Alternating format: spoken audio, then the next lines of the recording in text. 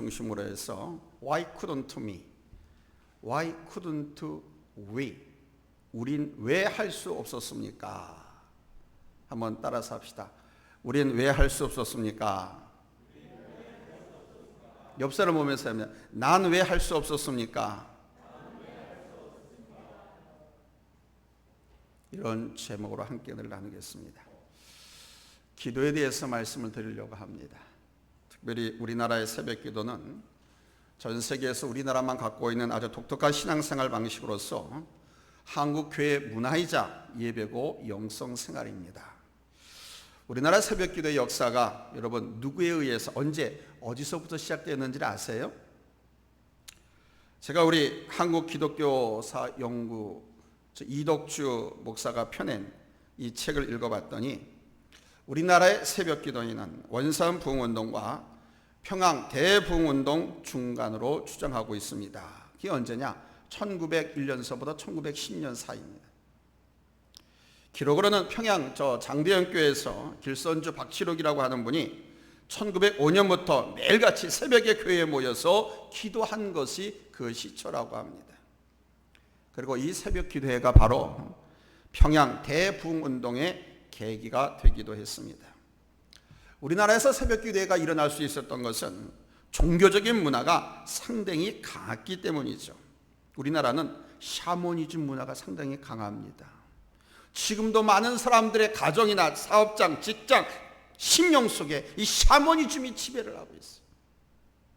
때문에 아주 오래전부터 새벽 미명 시간은 신령한 존재와 영적 교류를 할 수 있는 가장 좋은 시간으로 여겨졌고, 그래서 이 땅에 많은 여인들이 남편과 자식의 운명을 위해서 새벽마다 정한수를 떠놓고 간절하게 비는 기도 행위가 있어 왔습니다. 특히 길선주는 선교에 몸을 담고 있다가 우리 기독교로 개종한 사람이었었는데, 그가 몸담고 있었던 선도의 종교 수행을 우리 기독교 신앙 양태로 새롭게 만들었던 것입니다. 그러나 이 모든 영향과 근거는 사실 문화적인 것이 아닙니다. 우리 민족의 문화가 아닙니다. 기복신앙이라든가 이 샤머니즘은. 새벽 기도의 근거는 성경이었습니다. 우리 예수로부터 시작이 된 거예요. 새벽 기도는 누구로부터 시작됐다? 예수님으로부터. 오늘 우리가 본 본문들이 바로 이 새벽 기도와 철야 기도의 근거가 되는 겁니다. 35절 우리 한번 같이 읽겠습니다. 시작. 새벽 아직도 밝기 전에 예수께서 일어나 나가 한적한 곳으로 가사 거기서 기도하시더니 아멘. 예수님께서 새벽 미명의 시간에 기도하신 이 사실과 우리나라의 전통적인 종교 의식절 삶이 잘 어울려서 맞닥 떨어진 거죠. 그러나 우리는 이 새벽 기도 시간에 기도하는 이것을 단지 종교 의식과 수행으로만 보아서는 안 됩니다. 예수님께서 매일같이 새벽 미명의 시간에 한적한 곳을 찾아가서 기도하신 이유는 거기 중요한 의미와 목적이 있었기 때문입니다. 바로 그 의미와 목적을 아는 것과 또한 예수님의 이 삶을 배우고 닮아가는 것이 오늘날 우리 현대 크리스찬들에게 매우 중요합니다. 왜냐하면 기도를 상실하고 기도를 잊어버리고 살고 있거든요. 오늘 말씀은 우리 예수님께서 공생의 삶을 사시는 가운데 우리에게 주신 또 하나의 아주 정말 중요한 귀중한 교훈입니다. 예수님께서 새벽 미명의 시간에 한적한 곳을 찾으시고 저녁에 또한 한적한 곳을 찾아 기도하신 특별한 이유가 있습니다. 그 이유가 무엇일까요? 첫째로 우리 예수님은 당신의 삶을 철저하게 기도로 준비하신 분이셨습니다. 하루하루의 삶을 시작하시면서 예수님은 기도로 준비하셨고 또 기도하시는 가운데 하루를 마감하셨습니다. 먼저 우리 주님은 당신을 철저하게 준비하셨습니다. 우리는 예수님의 세례받으심, 금식과 광야에서의 마귀의 시험, 그리고 제자리들을 부르시는 모습들을 잘 알고 있습니다. 그 모든 과정은 단지 하나의 사건이 아니라 우리 예수님의 메시지이고 예수님의 삶이었습니다. 그것 또한 우리 예수님의 공생애의 준비이기도 했죠. 공생애가 뭡니까? 하나님의 아들로서 메시아로서 그리스도적인 삶을 사는 공개적인 삶을 공생애라고 하는 그의 준비였습니다. 30년이 하는 시간 중 예수님에 대한 기록은 12살 때 예루살렘의 절기를 지키기 위해서 올라가셨다가 부모님들이 어린 예수님을 잊어버렸고, 그때 어린 예수는 성전에서 율법사들과 성경에 대해서 논하고 있었다는 내용만 있을 뿐 그의 우리 주님에 대한 뚜렷한 기록은 없습니다. 30살이 되시기까지 우리 예수님께서 무엇을 하셨는지 구체적으로 성경에 나오지 않고 있습니다. 그러나 우리가 알 수 있는 것은 그동안 우리 예수님은 하나님의 때, 자기의 때를 기다리면서 준비하셨다는 겁니다. 공생애를 시작해야 30살부터 시작하시잖아요. 공생애를 시작할 시점을 아시고 세례 요한을 찾아가시고 요단강가에서 세례 요한에게 세례를 받으십니다.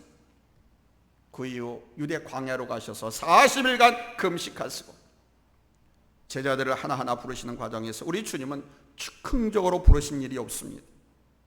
주님은 당신의 삶 전체가 준비셨습니다.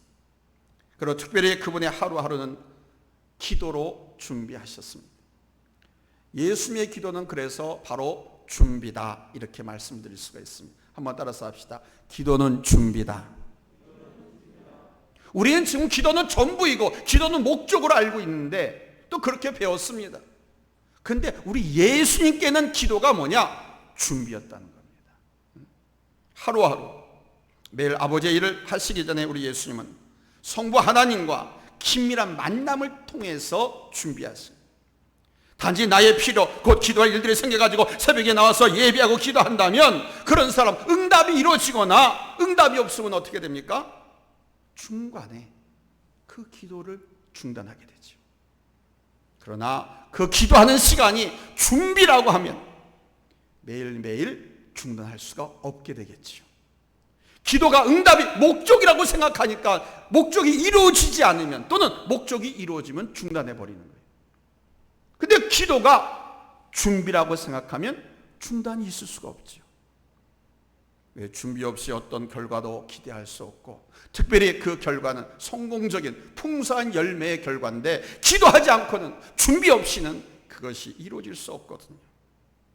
여러분의 하루의 준비는 어떻게 되고 있습니까?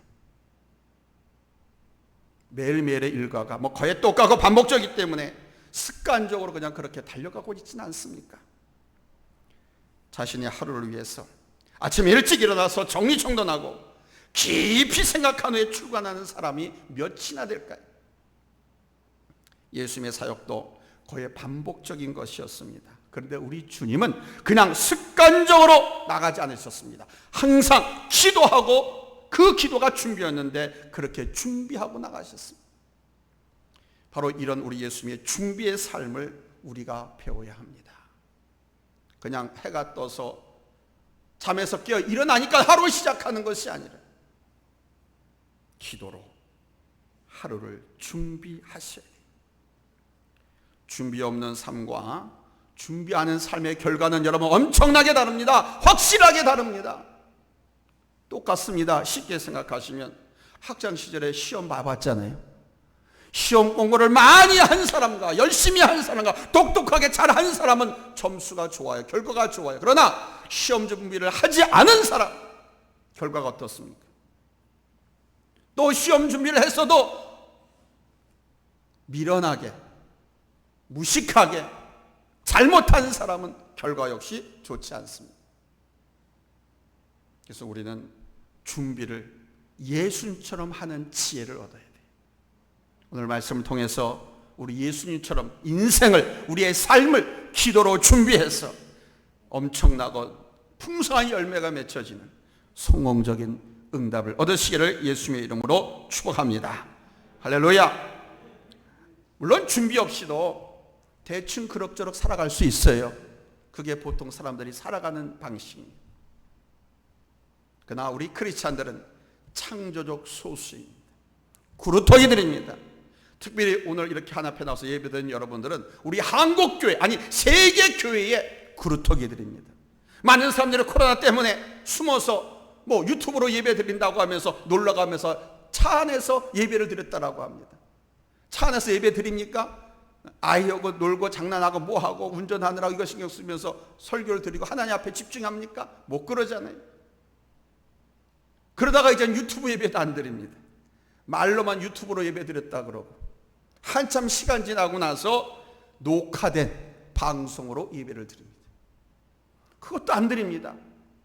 안 드리고 그냥 즐기고 놀고 레저하고 쇼핑하고 그러면서 예배 시간을 하나님 앞에 말씀을 듣고 하나님 앞에 예배 드리고 하나님 앞에 기도해서 응답받고 축복받고 우리 영혼에 만족하고 세상이 얻는 그런 것을 다 그냥 소비해버립니다. 그럭저럭 살아갈 수 있어요. 그러나 여러분 분명한 것은 준비 없는 삶과 준비한 사람의 열매는 확실하게 다르다는 점입니다. 여러분은 어떻게 시작하고 있습니까? 여러분은 어떻게 준비하고 있습니까? 두 번째 대진입니다. 따라서 합시다. 영적인 호흡과 영적인 체력을 기르자. 크게 말합시다. 자신감 있게 영적인 체력과 영적인 호흡을 기르자. 뭐 폐잔병들처럼 밥 2주 동안 못 먹은 사람들처럼 금식기도 하는 것 마냥 그 네 가지가 없어요. 힘있게 해보세요. 영적인 호흡과 영적인 체력을 기르자. 예수님께서 매일 새벽 미명 아주 한적한 곳을 찾아서 기도하신 것은 바로 영적인 호흡과 영적인 체력을 기르기 위해서 그렇게 하셨던 겁니다. 주님께서 기도하시는 것은 하루의 준비였다고 그랬잖아요. 그러면서 기도는 영적인 호흡으로서 하나님과 깊은 교제요 만남인 것입니다. 이 육체가 살아 숨쉬는 이 호흡, 입으로 쉬든 코로 쉬든 이 호흡은 육체의 호흡이지만 영적인 호흡은 하나님과 기도하는 것이 영적인 호흡. 하나님과 기도하면서 하나님과 교제합니다. 창조주여 전지하신 분, 기묘자요 지혜자요 그분과 교제하니까 그분의 지혜와 그분의 지략과 능력을 내가 배울 수 있고 얻을 수가 있다. 누구를 가까이 하느냐, 누구하고 친밀하게 지내냐에 따라서 나의 영적 상태라든가 내 삶의 질도 달라진다.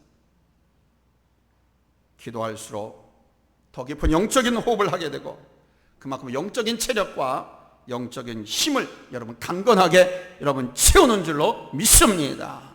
할렐루야. 할렐루야. 그러니까 매일매일 이런 삶이 될 때 그만큼 나 자신이 강건해지고 내 영혼이 맑아지는 거예요. 이 코로나 때문에 새벽 기도를 못 드렸어요. 근데 이번 주부터 월요일 날 전교인이 새벽 기도를 드립니다. 또 이번 주부터 금요일 한밤 기도회를 시작합니다. 다시. 그 멀리 떨어지신 분들 그럼 어떡하느냐? 핑계대고 안 나오면 안 돼요. 나오세요. 지금 다 나오십니다. 그 정 나오기 힘들면 근처 가까운 교회 가서 기도하세요. 새벽에도 나가세요.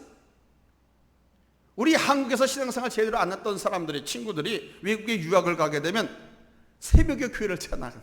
새벽 기도를 하러 나간다. 외국에 나가보니까 그 황량한 퇴폐 문화, 타락 문화에 찌들은 그 나라 국민들 속에 살려고 하다 보니까 기도하지 않고는 한국에 있을 때 신앙이 별로 없었어요. 수요일 예배도 안 나고 금요일 예배도 안 나왔었는데 외국에 나가서 공부를 하다 보니까 그 문화 속에서 자기의 영혼이 살고 자기가 하나님의 은총과 축복 속에 그 유학의 목적을 이루기 위해서는 새벽 기도를 안 나갈 수가 없더라고요. 그 예수 믿지 않던 내 동창 친구들이 하나같이 다 나가게 하는 말이에요. 새벽 기도를 찾아 나갔다가 그 새벽 기도를 나갔더니 그 교회 목사님이 믿음이 굉장히 좋은 사람이 온 줄 알고 장로하라고 막 그랬대는 어쨌든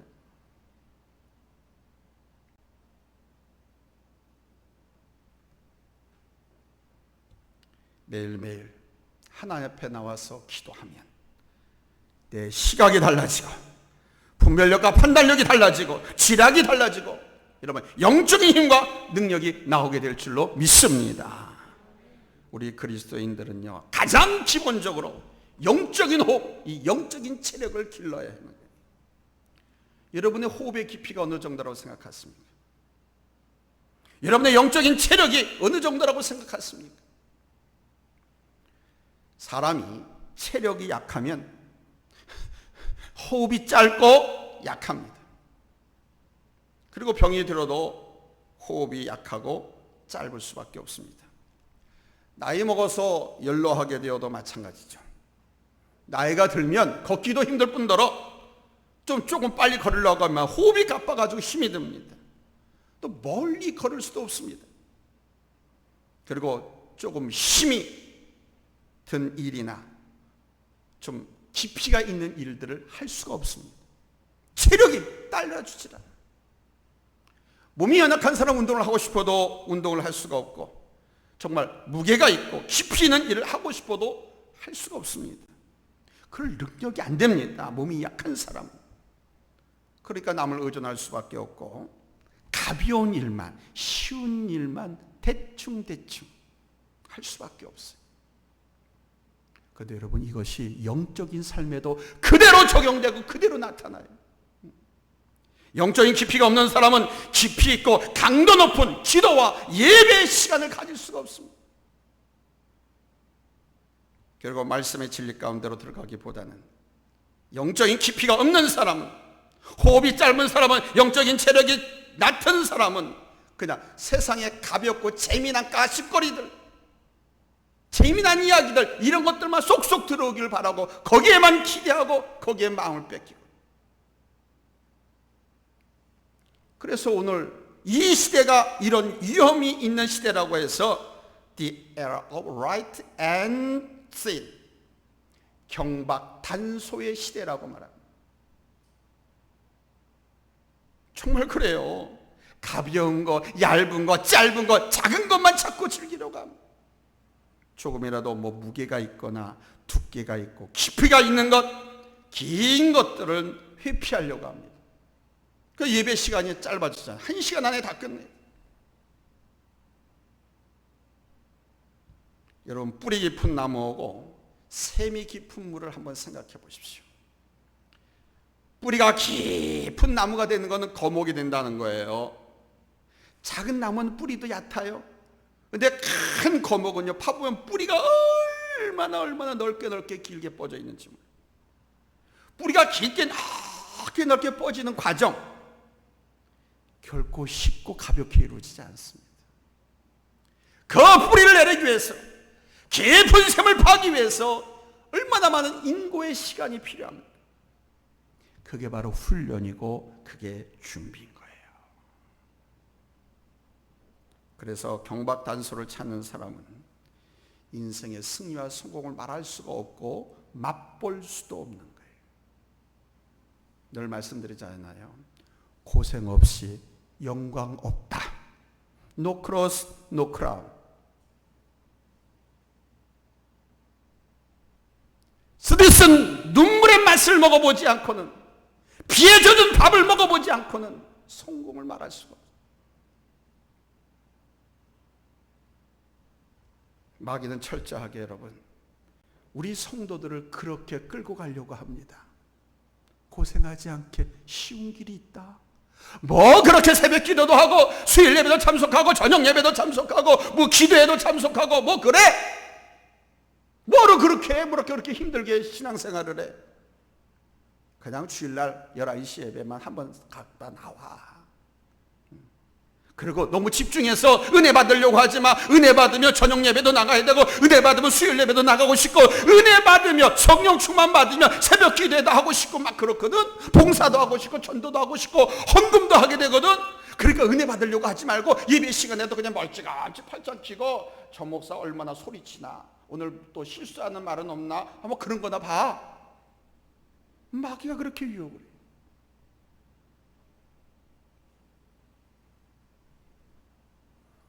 우리 성도들로 하여금 하나님의 은혜를 사모하고 하나님께 붙들린 말이어서 하나님 앞에 영광을 위해서 크게 쓰임받는 성공하는 사람, 성도가 되려고 하는 그런 성도들에게 너 그렇게 살지 말라고. 왜 그렇게 힘들게 신앙생활 하려고 해? 은혜 받지 말라고. 마귀는 유혹해서 그렇게 끌어가려고 합니다. 여러분, 자일리톨의 원리 아십니까? 자일리톨, 껌에 들어가 있는 자일리톨. 이 자일리톨은요, 껌을 씹으면 처음에 달아요, 써요? 달지요? 단맛이 있으니 자일리톨은. 그래서 이 입안에 충치균이 있는데 껌을 씹으면 처음에 이 단맛이 나니까 이 충치균들이 야, 내 양식 들어왔다, 내 생명 양식 들어왔다, 막 달려들어서 먹어.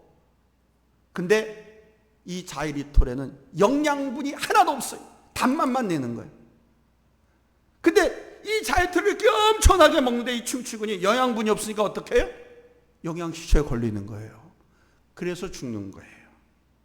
이게 자일리톨의 원리입니다. 마귀도 마찬가지예요. 우리를 경박단소로 유혹을 해서 우리의 영혼을 영양실조로 몰아갑니다. 그리고 영적으로 죽도록 만들어버립니다. 이렇게 되면 우리가 할 수 있는 것이 아무것도 없어요. 예배도 안 됩니다. 예배에 나온다 하더라도 매번 예배가 얼마나 힘들고 어렵고 입도 안 떨어져요. 찬송도 안 나오고 기도도 안 됩니다. 성도들 간에, 아니 집안에서라도 뭐 사람 간에 무슨 문제가 생기면 기분이 상해서 정말 아무것도 안 합니다. 불평불만이 생기면 그것에 사로잡혀서 죄를 짓습니다.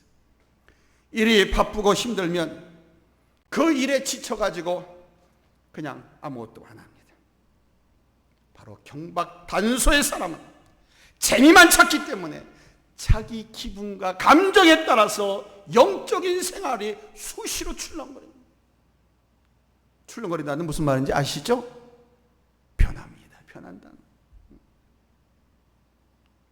여러분 잊지 마세요. 우리의 삶에서 우리를 기분 좋게 해주는 것보다 우리를 안 좋게 하는 것, 우리를 시험에 들게 하고 넘어뜨리려고 하는 것들이 훨씬 더 많다는 사실. 사랑하는 여러분, 영적인 호흡을 깊이 쉴 수 있어야 돼요. 그냥 낮은 요 뒷동산에서 노는 것이 아니라 가파른 높은 산을 등산할 수 있는 호흡. 얕은 물가에서 발만 담그고 왔다가 돌아가는 것이 아니라 깊은 물에서도 수영을 즐길 수 있는 호흡이 될 때 사랑과 환경에 의해서 또 기분에 의해서 좌지우지 안 될 수 있습니다. 여러분, 예수님이 얼마나 많은 핍박을 받으셨습니까? 예수님이 얼마나 피곤하셨습니까? 얼마나 피곤하셨으면 갈릴리 호수를 건너가는 배 고물에서 잠을 청하셨을까요? 그런데 우리 주님은 그것에 치우치지 않으셨잖아요. 왜 그렇습니까? 예수님은 항상 기도가 하루 시작에 준비였고 또 기도로 항상 모든 것을 마치는 그런 삶을 사셨기 때문에, 즉 다시 말씀드리면 우리 예수님은 영적인 체력과 영적인 호흡이 깊고 강했기 때문에 피곤해서 잠깐 짬을 내서 주무실 수는 있었지만 사역을 놓지 않았습니다. 하던 일을 멈추지 않았습니다. 도망가지 않았습니다. 당신이 이 땅에 오신 본래의 목적, 성부 아버지를 배신하지 않고 십자가를 향해서 나갔습니다. 그 영적인 체력과 영적인 호흡이 깊었기 때문에 예수님은 당신의 그 사역을 변함없이 중단 없이 하실 수가 있었던 겁니다. 그리고 영적인 호흡이 되는 사람은 더 깊은 영적인 세계를 경험하게 되는 거예요. 이 호흡이 되니까 말씀을 삼아하고 또 조금 깊고 넓은 조금 영적인 체력과 호흡을 불러일으키는 좀 힘든 말씀을 전해도 사역을 명령해도 그거를 감당하는 거예요. 영적인 호흡과 체력이 되니까. 영적인 호흡과 체력이 되니까 경건한 책을 읽으면서도 생각을 하게 되고 거기서 배우게 되고 나가 하나님의 일을 할 수 있게 돼요. 주님께서 하나님의 말씀과 하나님의 능력을 행하시는 데는 바로 이러한 준비가 되었고 매일 그 준비를 하셨기 때문입니다. 전 부교역자들에게 늘 이야기합니다. 매일 출근해서 30분 본당에 와서 소리내서 통성 기도하고 일을 시작하라고. 근데 보면은 안 해요.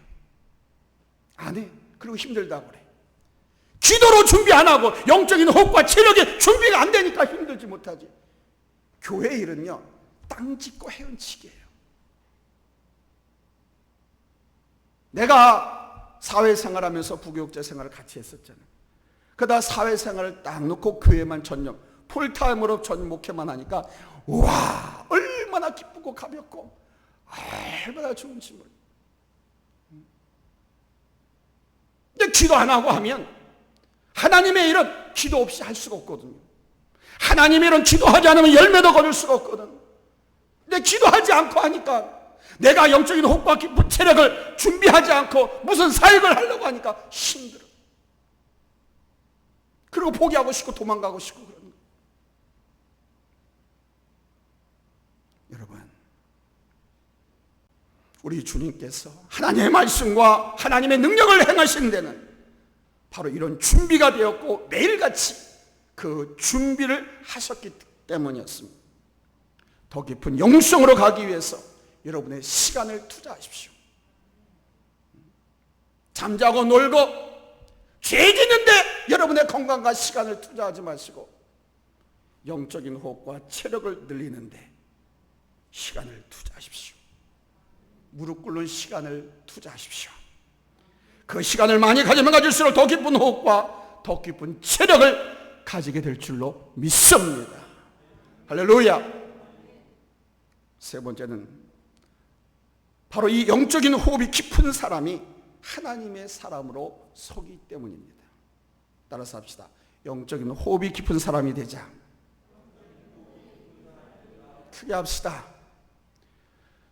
내가 새벽 기도를 못하고 한밤 기도를 못하고 기도 생활을 못한다 하더라도 이렇게 주위의 종이 학교 선생님이 따라서 하라 하고 하면 따라서라도 하면 억지로라도 하다 보면 그렇게 돼가는 거예요. 공부하기 좋은 사람이 어디 있어요? 하다 보니까 잘하게 되는 거지.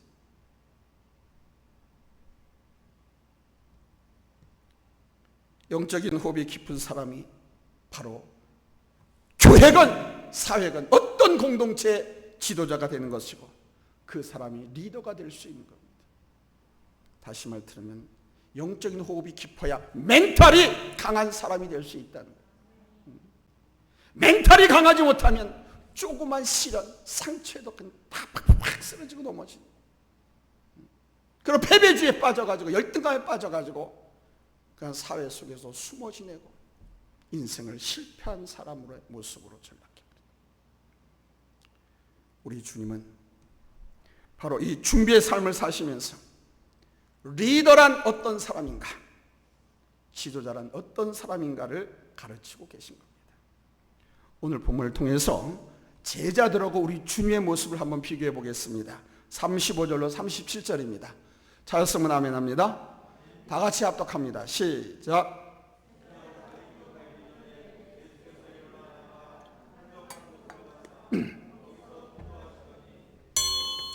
소리가 안 들려요.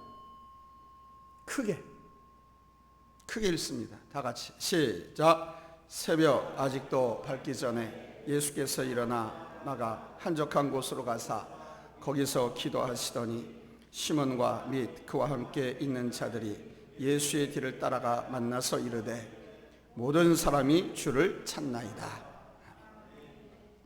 우리 예수님은 일찍 일어나셔서 한적한 곳에 가셔서 기도하셨습니다.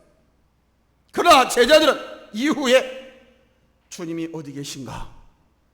주님을 찾아 나서 그리고 주님을 만나서 주님께 말합니다. 주여, 모든 사람이 주님을 찾습니다. 자, 주님, 모든 사람이 주님을 찾습니다. 이 말 무슨 뜻일까요? 제자들은요, 예수님께 사람들이 막 몰려오고요, 예수께서 저들에게 말씀을 주시고 이적과 기사를 통해서 병든 자를 고쳐주시고 귀신 들린 자에게는 귀신을 내어 쫓으시고 그것을 보고 많은 사람들이 놀라하며 예수님을 칭송하는 그 자체에 재미가 있고 관심이 컸습니다. 야, 우리 스승이, 우리 선생님이 와 대단하다 이게. 그 많은 사람이 막 따른다 이게. 다시 말하면 대형교회 목회를 하는 목사님인데 와, 우리 목사님, 우리 많은 이만 성도들이 전국 각지에 몰려와서 야, 이렇게 예배를 드리고 우리 목사님 하면서 그걸 장로들이 보니까 너무너무 멋지고 좋은 거예요. 재미난 거예요. 내가 모시고 있는 목사님이 이러니까. 지금 제자들이 그겁니다. 뿐만 아니라 이 제자들은 예수님처럼 자기도 많은 사람들한테 그렇게 존경과 칭찬을 받고 싶어요. 이거를 어떻게 사느냐? 예수님의 그 방법을 배우고 싶었는지도. 가끔 가다 보면 교회 안에서 장로였던 사람이 신학해가지고 목사가 되었다라고 하면서 초청하는 그런 초청장을 제가 받는 경우가 많이 있습니다. 근데 그렇게 해서 목회를 한 사람들 보니까 다 정말 학고방 같은 컨테이너 박스 같은 조그만 데서 힘들게 어렵게 목회를 하고 있습니다. 그렇게 목회하는 게 아니라고 제가 말씀드렸잖아요. 목회는 하나님이 불러서 하나님께 붙들려서 공부를 하고 하나님께 붙들려서 사역을 하는 것이 내가 하고 싶다고 해서 하는 것이 아니라, 내 제자들은 그러고 싶었어요. 예수께서 말씀을 가르치듯이 자기들도 그렇게 가르쳐보고 싶었고, 예수님께서 이적과 기사를 행하듯이 제자들도 그렇게 행하고 싶었습니다. 사실 여러분, 좀 전까지만 해도 제자들도 예수님처럼 그런 흉내를 냈었습니다. 예수님께서 둘씩 짝지어서 전도하러 보내실 때 이 제자들에게 권능을 주셔가지고요, 이 제자들이 기도했을 때 여러분 정말 귀신이 쫓겨나고 병든 자가 일어나고 놀라운 일들이 일어났지 않습니까? 그런데 이 제자들은요, 그때 그 일보다 더 큰 능력을 행하고 싶은 거예요. 그런데 주님은 제자들에게 그것이 아니라, 야 니들 그게 아니야, 너희 무릎 꿇는 것을 먼저 연습해야 돼. 무릎 꿇는 삶을 가르치셨습니다. 영적인 호흡을 훈련시켰다는 거예요. 변화산 사건에서도 그렇습니다. 여러분, 변화산 사건이 뭘 의미합니까? 그것은 바로 중요한 일을 앞두신 우리 예수님께서 그 일을 결단하기 위해서 기도하시기 위한 발걸음이었죠. 누가복음 9장 28절에서 이렇게 말씀합니다. 이 말씀을 하신 후 8일쯤 되어 예수께서 베드로와 요한과 야고보를 데리고 기도하시러 산에 올라가사. 뭐하러 산에 올라가사? 기도하러. 무슨 말이냐? 여러분이 아시다시피 우리 예수님은 십자가를 지시기 위해서 예루살렘으로 올라가기로 결정을 하셨습니다. 그래서 마음을 굳게 하시고 예루살렘을 향해서 발걸음을 옮기시는데, 그 발걸음이 예루살렘 쪽이 아니라 그 반대 방향 북쪽으로 옮기시는 거예요. 왜? 그 북쪽에 변화산이 있기 때문에. 가보셨잖아요. 예루살렘 성전이 이쪽에 있으면 이 골짜기 맞은편이 변화산 아닙니까? 갈릴리에서 남쪽으로 가야 되는데 예루살렘은, 우리 주님은 북쪽으로 발걸음 옮겼습니다. 왜? 바로 그 변화산에 가서 기도하신 후에 예루살렘으로 올라가시려. 예루살렘은 왜? 붙잡혀서 고문당하시고 십자가에 달려 죽기 위해서. 이 결정이, 이 주님의 결정이 과연 옳은지, 그리고 십자가에 이렇게 내가 맥없이 붙잡혀서 고문당하고 죽는 것이 온전한 우리 하나님의 뜻인지를 알기 위해서 예수님 변화산에 가셔가지고 기도하시면서 모세와 엘리야를 만납니다.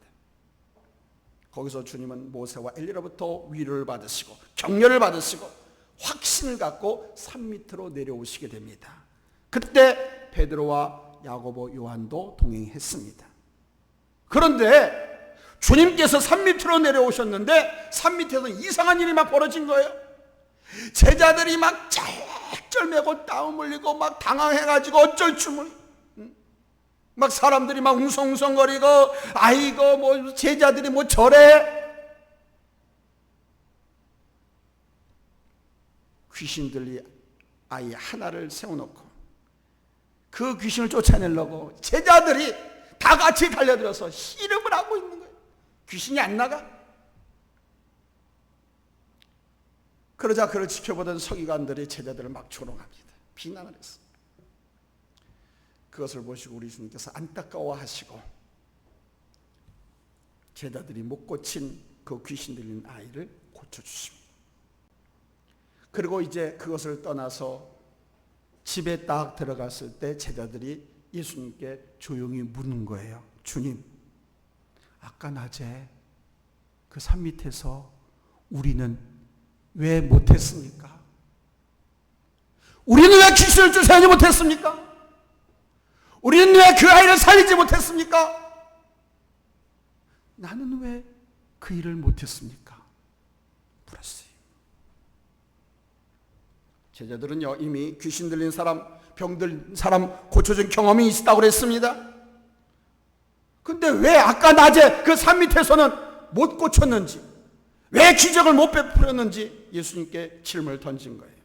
그때 우리 예수께서 말씀하신 거예요. 마가복음 9장 29절 다 같이 읽습니다. 시작. 이르시되 기도 외에 다른 것으로는 이런 종류가 나갈 수 없느니라. 아멘. 할렐루야. 그러니까 기도 외에 다른 것으로는 이런 종류, 하나님의 역사, 아멘, 하나님의 일은 이룰 수가 없다는 거예요. 그것이 기적이든 기사든 성전 건축이든 선교든 전도든 어떤 일이든지 하나님의 일은 기도 없이는 이룰 수가 없다. 너희가 기도하지 않고 했기 때문에 그렇다. 우리 예수님은 순간순간 제자들에게 기도의 삶을 보이셨고 기도를 가르치셨어요. 하루 시작하시면서 또 중요한 결정의 순간에, 그리고 하나님의 일을 진행할 때마다 기도하셨습니다. 왜 그러셨습니까? 그 어떤 것보다 우선적이고 중요한 것은 바로 영적인 깊은 호흡을 가져야 하고 영적인 체력을 강하게 길러야 했기 때문인 것입니다. 하나님의 일을 하는 사람에게 중요한 것은 기술이 아니라 영적인 깊이입니다. 삶의 현장으로 나가기 전에 가장 먼저 우선적으로 영적으로 깊은 호흡을 쉬시고 그 호흡과 그 체력을 기초로 삶의 현장으로 나가셔야 돼요. 여러분, 그렇지 않고도 그럭저럭 살아갈 수 있다고 제가 말씀드렸습니다. 보통의 민중들이 그렇게 살아갑니다. 보통의 평범한 성도들이 그렇게 살아갑니다. 그러나 코로나 시대에 이렇게 앞에 나와서 예배를 드리고 하나님의 은혜를 사모하는 여러분들만큼은 제가 바라기는 삶의 현장으로 나가기 전에 영적인 호흡, 영적인 체력을 깊고 강하게 만드시기를 예수님의 이름으로 축복합니다. 할렐루야. 영적인 깊은 호흡을 할 수 있어야 하나님의 일을 할 수 있게 되고 또 그렇게 나갈 때 여러분 승리하게 되고 풍성한 열매를 맺게 될 줄로 믿습니다. 사랑하는 여러분, 어떻게 하시겠습니까? 환자의 삶을 사시겠습니까? 건강한 삶을 사시겠습니까? 쭉정이의 삶을 사시겠습니까? 열매 맺는 삶을 사시겠습니까? 패배하는 실패자의 삶을 사시겠습니까? 승리하는 성공자의 삶을 사시겠습니까? 무능한 무예만의 그리스도인으로 사시겠습니까? 아니면 제자의 삶을 사시겠습니까? 매일 무릎 꿇고 시작하는 삶이 여러분을 더 복되고 더 능력 있는 삶으로 이끌어 갈 줄로 믿습니다. 하나님께서 여러분을 그렇게 이끌어 갔습니다. 이 삶을 얻고 누리는 우리 성도님들이 다 되시기를 예수님의 이름으로 축복합니다. 할렐루야.